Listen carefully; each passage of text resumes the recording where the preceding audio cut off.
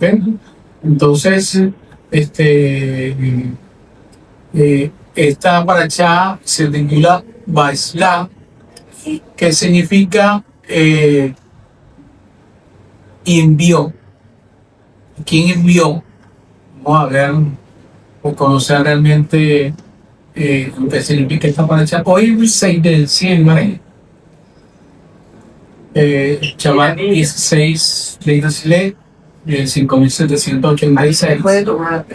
Esta semana una persona me preguntó sobre el significado del 5786. Según una tradición, habla de la tradición rabínica, establece este año como el año de la creación. Otra tradición incorporan 210 años más a esta fecha, diciendo de que estamos en el 5900. O sea, estamos prácticamente actuando el año del año 6000. O sea, que realmente lo que falta poco para cumplir esos 6000 años, eso indicaría que ya se cumplieron los 6000 años, diríamos, de gracia para que todo pueda proceder al arrepentimiento, y después vendría un tiempo de reinado mesiánico. Son 1000 años. Después vendría un tiempo donde se considera, donde algunos consideran que sería la gran tribulación. Estamos en tribulación. Estamos en tribulación. Qué bien, estamos en tribulación. Todas las manifestaciones que hay es de tribulación.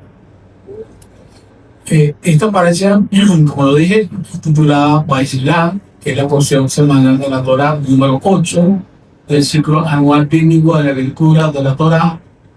Esta parasha está en Génesis capítulo 23, verso 36 a los 43. Oseas en la Hakara, capítulo 11, verso 7 al 12. 10 días, capítulo 1, verso 1 al 21. Y tenemos en el Brit Hadashah, que es el pacto renovado, Apocalipsis, capítulo 7, verso 1 al 12. Y el Evangelio según Mateo, capítulo 2, verso 13 al 23. Y esta parashá es titulada entonces y él envió, refiriéndose al personaje de Jacob. ¿A quién envió? Esta parashá significa entonces en hebreo, refiriéndose a Jacob, enviando a sus emisarios, a su hermano Esaú, y se encuentra, como lo dijimos, en esta porción 32 al 36, marcando el retorno entonces de Jacob a la tierra prometida. Ya había transcurrido 20 años de haber estado con su suegro Labán, donde le proporcionó abundancia, donde el suegro ya no lo quería dejar salir porque sabía que de él venía todas las bendiciones que de una otra manera había recibido Labán. Y en esta parashá habla de la confrontación que hubo con Esaú y una lucha también nocturna donde es renombrado Jacob como Israel, ¿verdad? Enseñando sobre la reconciliación también vemos en esta parashá, y la lucha interior y la fe. La lucha interior. Se debate muchas veces esa lucha interior que tenemos todos entre lo que creemos y el fundamento de nuestra vida. Entonces, Baisla es la forma del verbo hebreo Shelah, que significa enviar en pasado, está en tercera persona singular masculino, de él envió, de él, o sea, él refiriéndose a Jacob. ¿Okay? Entonces vemos el episodio de la lucha que tuvo con aquel hombre o aquel ángel. Dice que fue un hombre, ¿verdad? Un ángel que estuvo con Jacob forzando, dice que fue una lucha libre. ¿Sabes? ¿Usted ha visto las peleas de lucha libre? Que no son un golpe, sino que es agarrando con los brazos, torciendo, como mostrando fuerza, mostrando que tiene más fuerza, que tiene más torsión, o sea, según los sabios, dice que fue ese tipo de lucha, fue de golpe para deformar y malograr a la otra, sino fue un forcejeo físico, ¿no? Es cuando han hecho la prueba de fuerza, del pulso, ¿verdad? Algo así, ¿verdad? Como fuerza y el otro le da hasta que uno vence al otro. Sí, algo así parecido. Dice que tanto fue que rayó el agua cuando el ángel se iba y Jacob le dijo, no te vayas, no te suelto hasta que me bendiga. Hasta que me bendiga. Ese episodio me gusta bastante porque vemos a Jacob primero en un evento primario que es la escalera, ¿verdad? Ese encuentro que estuvo en la escalera donde subían y bajaban ángeles, y ahora estas luchas que tienen con aquel hombre, aquel ángel que también se manifestó. Qué interesante. El significado de esta palabra, el título lo resume, que es la acción de Jacob, quien manda al prisionero para preparar su encuentro con Esaú, a quien teme. Hay una reconciliación y hay miedo, obviamente, porque él sabe realmente que salió muy mal parado en el momento cuando fue a tierra de sus parientes. Él sabía que había engañado tanto a su hermano como a su padre para lograr la bendición. Fue un astuto, ¿verdad? Y esa astucia le hizo cobrar, y sus consecuencias fueron fuertes en las que él vivió durante esos 20 años, ¿verdad? Para lograr lo que logró. Y ese es el desafío que muchas veces nosotros nos enfrentamos cuando estamos en una situación que no entendemos, no comprendemos, pero en el fondo sabemos que forma parte de lo que el Señor permite que nosotros vivamos. Entonces hay una lucha del ángel, un punto de centrante en la lucha de Jacob con el ángel, que es la figura divina, ¿verdad? Hasta el amanecer, donde es herido en el fémur, y recibe el nombre de Israel, que significa que lucha con Dios, el que lucha con Dios y el que prevalece. ¿Okay? Hay una transformación de su vida. El nombre de Jacob es un nombre terrenal, pero el nombre de Israel es un nombre elevado, de elevación, de conexión con el Eterno.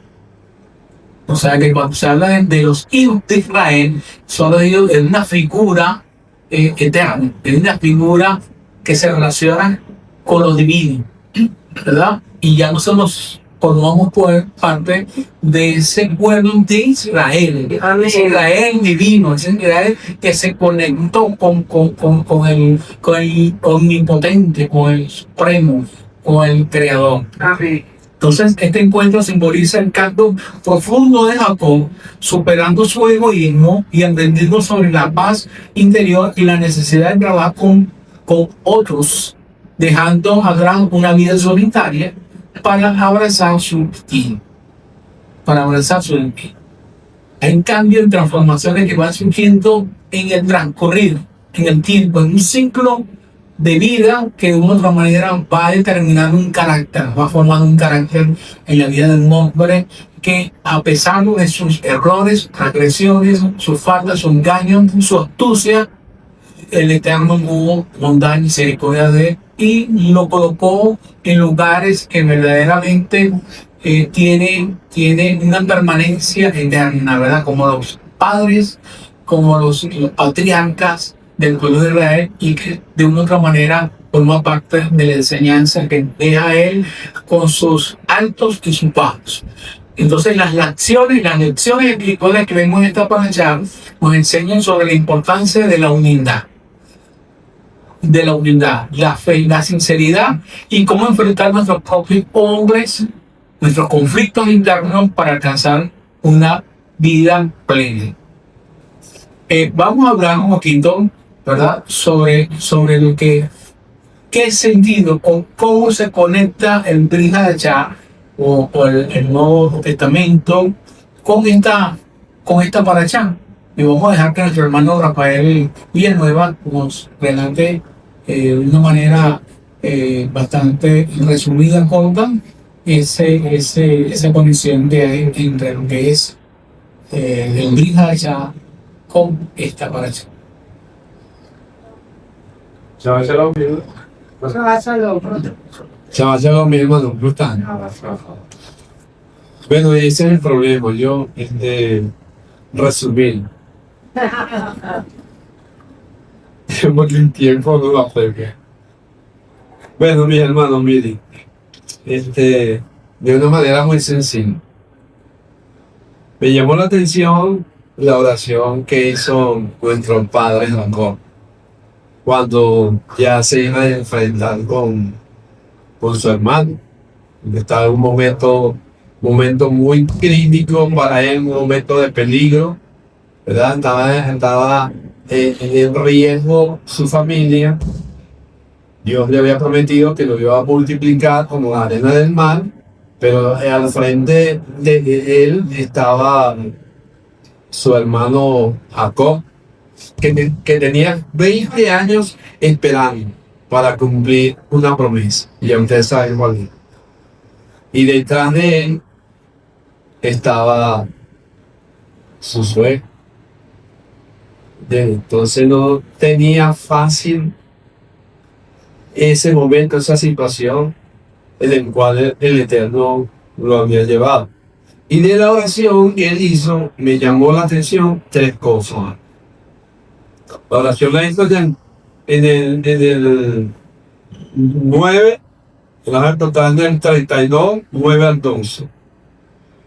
Cuando la leas, te vas a dar cuenta que resaltan 3 palabras en esa oración.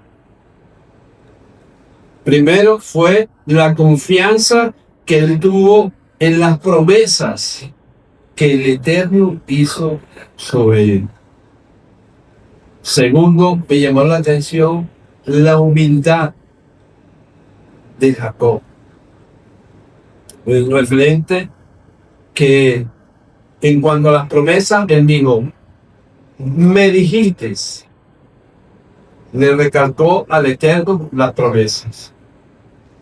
En segundo, la humildad, cuando él dijo, indigno soy. Y de tercero, me llamó la atención su sinceridad.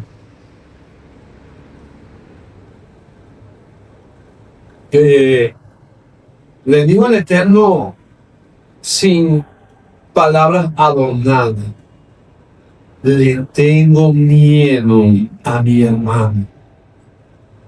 Fue sincero.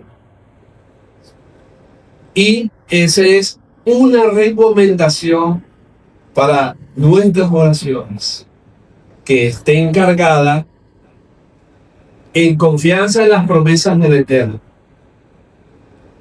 Seamos humildes y sinceros.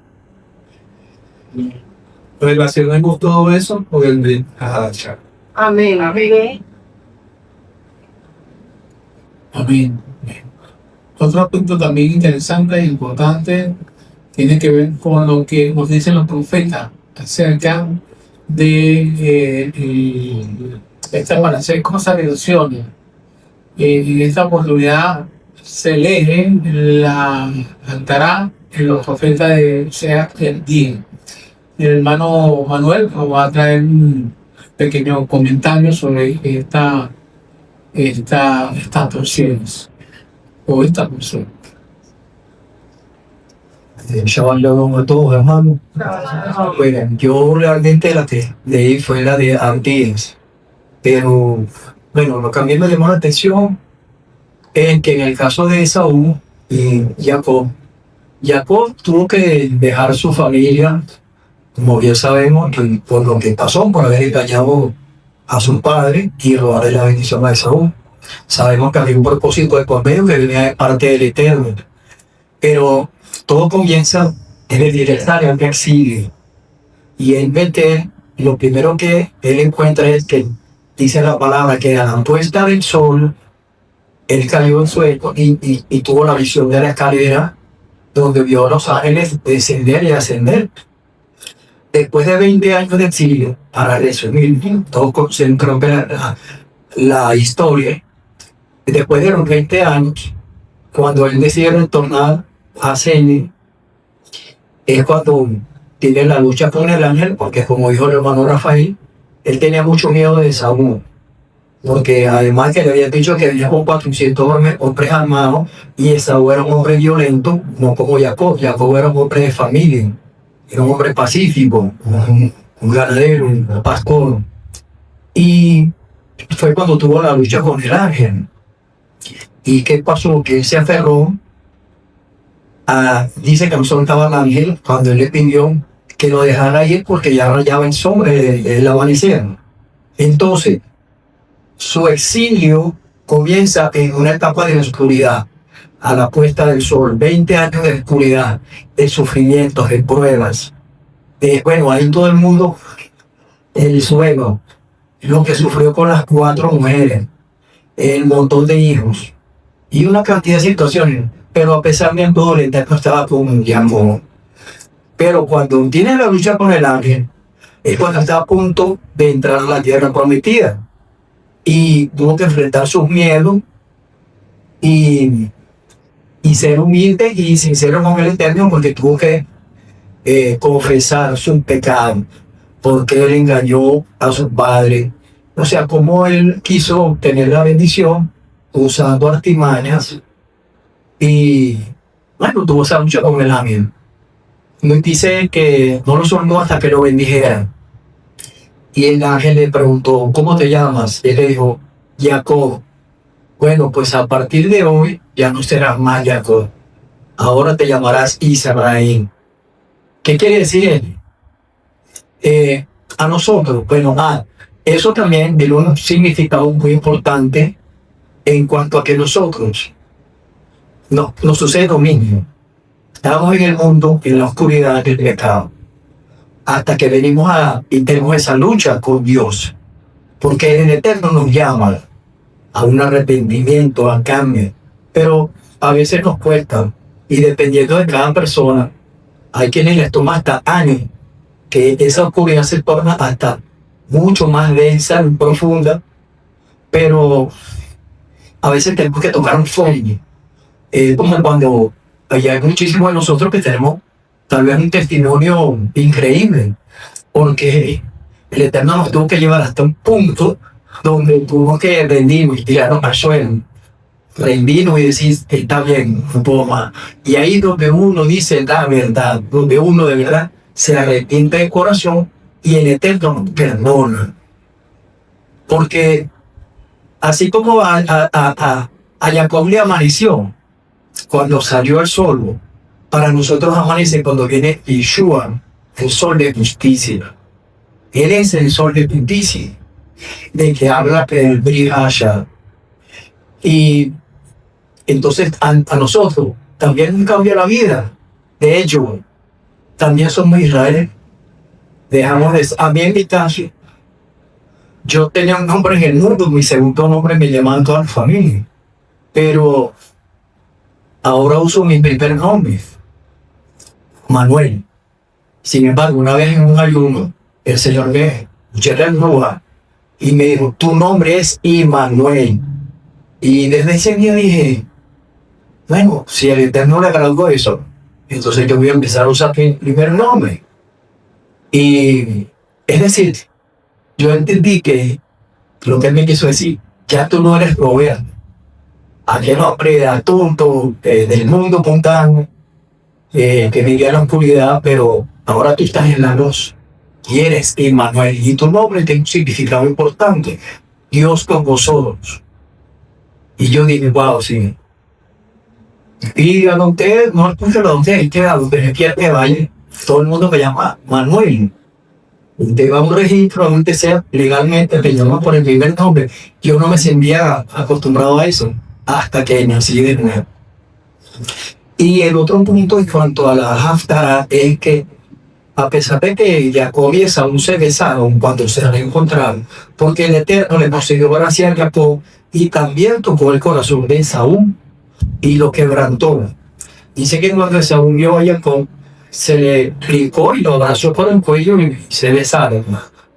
Pero dice que, o sea, lo que los sabios ven es que ese beso de Esaú sobre todo no fue realmente sincero, porque en la Haftarah se ve, y hasta el día de hoy, que Esaú siempre persiguió a Jacob. De hecho, hubo una oportunidad en que, bueno, Judá fue asediado, y cuando ellos estaban escapando, quisieron pasar por donde estaba el monte de Saúl, pues, Seir. Y los edomitas, en vez de ayudarlo, dice que se apartaron a un lado y permitieron que sus perseguidores los atraparan y los destruyeran y los saquearan. Es más, los propios edomitas se unieron al saqueo y se alegraron de la desgracia de Jacob. Dice el profeta, en los días de tribulación de tu hermano Jacob, tú te alegraste y fuiste uno más de ellos, de quienes los destruyeron. Pero yo te digo a ti, Edom, Esaú, que en el tiempo del fin vendré al monte de Sión y de ahí levantaré la salvación. Y tú, Edom, serás humillado, avergonzado y hasta destruido por haber hecho así con tu hermano. Amén. Amén. Bien. Qué bueno. Gracias, Manuel. Gracias, Rafael, por cada una de sus situaciones y enseñanza. Aquí en esta paracha, ahora, para ir resumiendo y cerrando, esta paracha habla justamente. Perdone, se me escapó un detalle. Dicen que esa enemistad entre Jacob y Esaú o Edom persiste hasta el día de hoy. Y eso se ve entre los hermanos judíos y los hermanos cristianos. O sea, somos como del mismo tronco, pero en el fondo no nos terminamos de llevar bien. Y eso es lo que quiere el Eterno, eliminar. Y cuando Yeshua regrese, eso se acaba. Amén. Amén, amén. Bueno, yo creo que parte de ese comentario también está en el comentario que viene al grupo. Justamente habla justamente de eso que menciona Manuel, ¿verdad? La inimistad que hay entre diferentes grupos con quizás algún tipo de ideología y teología que muchas veces separan a estos grupos y que de una u otra manera se mantienen con todavía una rivalidad, ¿verdad? Mostrando quién tiene la razón. Yo pienso que, como lo dije creo que la semana pasada, nosotros no seguimos judaísmo, no seguimos cristianismo, nosotros seguimos al Mesías. Amén. Nosotros seguimos al Mesías.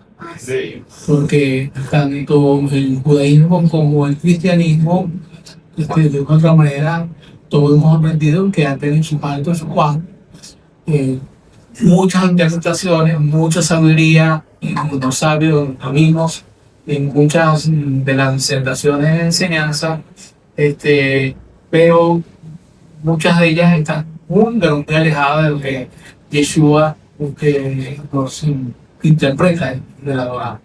Entonces, sí creemos, como lo dice Yeshua, hagan lo que él dice, más no hagan lo que él hace. ¿Verdad? O sea, hay una propuesta de enseñanza muy buena, ¿verdad? De parte del fariseísmo, del rabinismo, de la cristiandad, ¿verdad? Que nos deja a cada uno una semilla, una buena enseñanza en muchos aspectos, tomamos, como dice Rachago, ¿verdad? Todo lo bueno y desechamos porque no es correcto. Lo que Ruach nos va indicando a nosotros que en el sedazo va quedando todo lo bueno que estamos aprendiendo bajo esta óptica, esta misión de las celdas antiguas en Cristo. Estamos entrando, estamos retornando, ¿verdad? A todos esos países y obviamente tenemos que agarrar muchas cosas con pinzas, ¿verdad? Muchas cosas con pinzas, porque ambas tendencias de una manera, en cierta forma, hay una polaridad, ¿no? No todas, muchas están abiertas, pero conocemos que es así, queremos seguir a las instrucciones, a las santas instrucciones que nos dejó Nietzsche, de una manera tácita, ¿verdad? En su manada. Hay algunas de ellas que tenemos que, obviamente, referirnos a la Torah como una referencia para entender el trasfondo histórico, el trasfondo teológico, cultural y el trasfondo también de lo que la Torah nos enseña en cuanto a los preceptos y mandamientos, que está enlazado con la enseñanza de Yeshua, ¿verdad? Por eso que vemos las interacciones de Yeshua con los escribas, con los fariseos, con cada uno de ellos, argumentándole de que muchas de las cosas sí fueron bien interpretadas, pero mal aplicadas. Y algunas han sido mal aplicadas, pero no interpretadas, ¿verdad? Bien interpretadas, pero también enseñadas y no también puestas en práctica. Entonces, por eso Yeshua hacía mucho énfasis de que, miren, escuchen, digan, ellos lo que están enseñando está bien, es correcto, pero no hagan lo que ellos están diciendo. Obviamente, sus prácticas eran quizás pero muy separadas, divorciadas de lo que ellos interpretaban. Entonces, por eso que hablaba de la carga espiritual, de la carga emocional, de las cargas del precepto de los mandamientos que se le añadían mucha más carga de lo que debidamente dedicable en el Estado. Entonces, en eso tenemos que tener un buen discernimiento. Por eso que hay que estudiar la Torah. Nosotros no nos fiamos, no se fíen de lo que yo diga. Obviamente Jesús no le ha dicho eso, porque lo que yo digo es referencial. Más ustedes cuando escudriñen las zonas, ¿verdad? En su intimidad, en su relación con el Eterno, ¿verdad? El Señor termina de revelar y de aclarar las cosas. Porque Ruach Kodesh actúa en mí y en yo también. No tiene ninguna ley, ¿verdad? De manera que no es rígido lo que no pueda estar manifestando siendo, si ustedes no lo comprueban también a través de la lectura del Evangelio. Por eso se manda de el domingo y el domingo van a pasar la ya, pero ustedes empiezan a leer, hagan su lectura, escuchen, investiguen, busquen palabras que verdaderamente no entienden, no comprenden. Háganme preguntas. Hay personas que, aparte de la congregación, me escriben, porque yo le paso más de 200 personas estas alilladas, aparte del grupo. Y alguna gente me preguntan, ¿cómo es eso? Yo no entiendo. ¿Me puede aclarar? Entonces, algunas veces uno le responde, algunas veces que no tengo tiempo de hacerlo. Pero lo que les quiero decir es que no podemos conformarnos con lo que escuchamos, ¿verdad? Si no buscamos, si no leemos, ¿sí? No tanto. Esta paracha está titulada Maisla envió, y obviamente, como lo dije, envían a los emisarios. Los envían primero porque empiezan un movimiento ahí emocional que tiene que ver con el temor, porque él conoce el personaje, él conoce que su hermano es violento, su hermano tiene un poderío, un ejército, ¿verdad? Y simplemente con pensar en que va a regresar, que se va a encontrar con él, wow, eso es, bueno, pues, un estado emocional en cuanto te vas a enfrentar una prueba. Va a pasar una prueba de la universidad y no estudiamos, no te va a todo el corazón. Bueno, pues si va a estudiar, si está preparado, bueno, va confiado. Pero este hombre, obviamente, se va a enfrentar a un hermano que sabe realmente cómo es, ¿verdad? Pero sin saber cómo van a encontrar, cómo Dios quizás obró o no obró, o realmente se va a llevar, llevan por las emociones, y entonces dice, bueno, yo voy a mandar con unos emisarios para averiguar dónde vienen, o qué vienen, dónde están. Y cuando se entera por estos emisarios que vienen con 400 hombres, ¡wow! Se le bajaron los medios, se le bajaron, se le bajó los ánimos, se le bajó la tensión, no sé qué. Y toda esta conflictividad que tiene Jacob, porque Jacob viene formando una familia muy disfuncional. Disfuncional en todo. Porque tiene 4 mujeres, un batallón de muchachos que están peleando y guerreando uno con otro. Wow, es un estrés emocional, una conflictividad. Un sueño, porque ya. Un suelo que no quiere fregar todo el tiempo, que quiere ver lo que se hace, unos hijos que riñan unos con otros. Wow, bueno, están que ahí dice, bueno, estoy batallando con esto, pero imagínense, hermano, ponte en los zapatos de Jacob un momentico, piensa que tienen 4 mujeres peleando una con la otra, Lea, que se manifiesta de una manera, que sacó todas las garras rápido, sacó las cuñas de león, sacó las garras de qué, un animal de eso, tiene esas garras porque ella tiene que acostar lo que sea, mantener el amor, aunque sea comprado, de Jacob, y la querida que era rica, rica, sí, no, Rachel, Rachel, estaba también en esa lucha. Wow, yo me pongo a pensar el estrés que a este hombre le generaba, ¿no? Tener todo, luchar con todas estas mujeres, ¿verdad? Lea, siguiéndole las mandrágoras a Rachel, y diciendo, bueno, se le interpuso en el camino a Jacob, diciendo, bueno, mira, es conmigo y la cosa. Y Jacob, bueno, si es contigo, que voy a hacer? Ese hombre estaba, que uno lo hablaba por otro y otro lo hablaba por otro lado. Wow, tremenda situación de estrés, ¿no? Y aparte de eso van a regresar con hijos y pensando de que se van a enfrentar y van a conseguir a Esaú. Y Saúl viene con 400, un ejército de 400. Oh, me vamos a venir. Entonces, bueno, él envía estratégicamente todo un arsenal de emisarios para apaciguar un poco de cosas. Lo que me impacta de toda la historia son 2 palabras clave. Que Jacob le manda, él dice que tenían todo. Jacob dice que así dirán a mi siervo Esaú, así ha dicho tu siervo Jacob, con Labán he peregrinado y me retrasé hasta ahora. 20 años se retrasó, un retrasito, ni tanto, poquito, ¿verdad? Pero bueno, tengo toros, tengo asno, tengo ovejas, tengo siervos, siervas, ¿verdad? Y envié para avisar a mi señor. Eso es, pero están contando los avisando a Esaú, ¿no? Entonces le dice, a fin de encontrar gracia, a fin de encontrar gracia a tus ojos.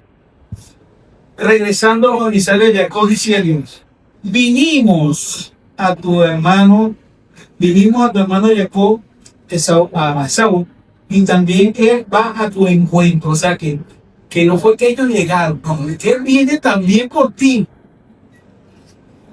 Él va hacia ti.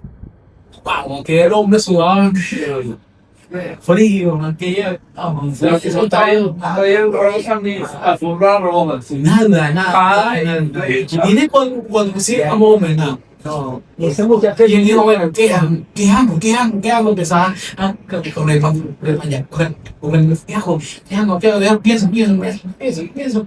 Bueno, voy a mandar entonces a las doncellas con sus hijos adelante, porque si algo le pasa, los van a matar. Entonces son las de las doncellas y después voy a mandar a Lea. La Lea, oye, la Lea siempre la golpeó en las circunstancias. Y de último, a Rachel. De último a Rachel. Con sus pequeños, tenía por ser pequeño, o sea, pequeñito, se habla de los pequeños. Pero en esta paracha pareciera que es un evento que transcurrió por un buen tiempo. Porque en ese episodio, cuando ellos llegan a Shechem, ya los muchachos están grandes. Y son los que defienden después la causa de Dina, que fue violada. Pero entonces quiere decir que se estaban chiquiticos. Y por causa de José, entonces aquí dice, bueno, yo me voy a regresar, tú vete por un camino, yo me voy por otro camino. Y Jacob entonces se fue muy relajado. Digo yo relajado, pensando y wow, me libré, viste que no hizo nada. Bueno, al final dice que cuando ellos se consiguieron, aquello fue un abrazo. Un abrazo. Y aquí hay una palabra clave. Y esta palabra clave la vemos en el mismo capítulo 32, donde Jacob luchó primeramente con el ángel. Y la palabra allí en hebreo es Belle Haben. Bella Haben, Ish es hombre, y Bella Haben es luchó. Esta palabra Belle Haben, la raíz es Hades, Beis, Ko. Esa es la raíz de la palabra en hebreo. Ahora, es la misma palabra después de Jacob cuando se encuentran con Esaú. Es la misma raíz. Pero esta palabra aquí es Belleja, que Hu, que significa y lo abrazó. Por eso que los sabios te deducen de que en la lucha que se libró tiene que ver con abrazo, con forcejeo, porque es la misma raíz, es la misma raíz del hebreo, ¿verdad? La primera es Belle Habe y la segunda es Belle Habe Jehu, que lo abrazó, indicando de que ambas palabras tienen un sentido como opuesto, ¿no? Uno luchó y la otra palabra es lo abrazó. Uno luchó y la otra lo abrazó teniendo la misma raíz del hebreo. Queriendo decir que ambas palabras que tienen la misma raíz tienen una consecuencia positiva. En principio puede ser negativo, pero después tiene un final que es positivo, bueno, agradable. Entonces aquí me llama mucho la atención de que lo que le dice Jacob en lo que empieza a contar que es lo que tiene, dice venimos y le contamos, o sea, todo lo que él tenía, y con mucho miedo Jacob tuvo mucho miedo, obviamente que no va a tener miedo, 401. Se limpió, entonces dividió el pueblo con quien estaba con él, las ovejas dividió también todo, ¿no? Todas sus casaciones las dividió. Por si acaso me arranco por aquí, bueno, me quedó malo. ¿Sí? Por si acaso me dejan sin nada, bueno, con un rey y le pone bien. ¿Verdad? Y esa es la estrategia que muchas veces dio durante su vida. Aunque siempre salió con las tablas en la cabeza con su suegro de abajo. ¿No? Porque su suegro de abajo lo fregó en varias oportunidades, 10 veces lo engañó, ¿verdad? Y es en parte quizás de las consecuencias de lo que nosotros sembramos.